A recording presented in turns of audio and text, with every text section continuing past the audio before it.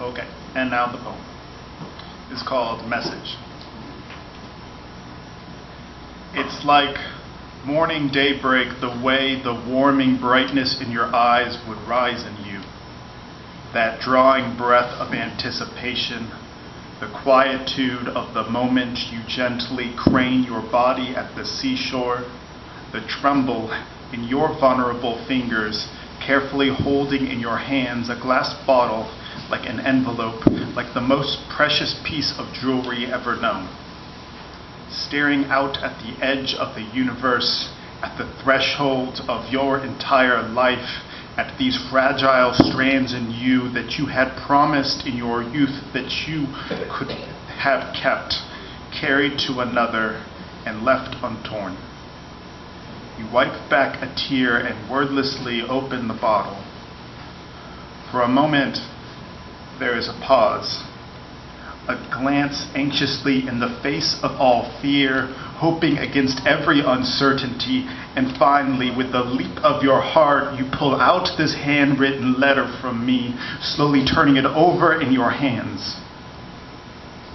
And something falls away from you. Suddenly, these threads in you tear, and all of this dread flooding your insides, and it's rotting now like the insides of a dying fruit, blackening and turning to mush, the letter slipping through your fingers like sand. This wasn't the message from me that you've been hoping for.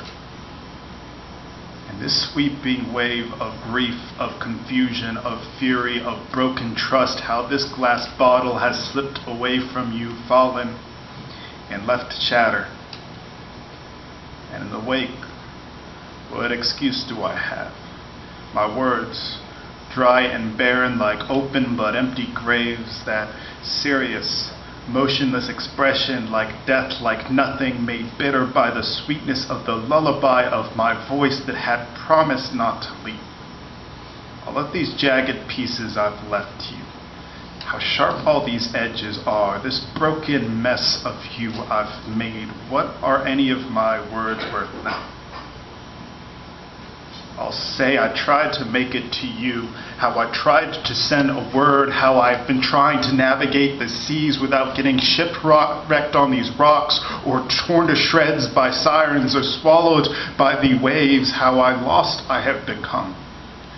Trying to navigate in a cloudy sky, searching for an island called us, someplace I could have been a home to you. Whoa! Woo!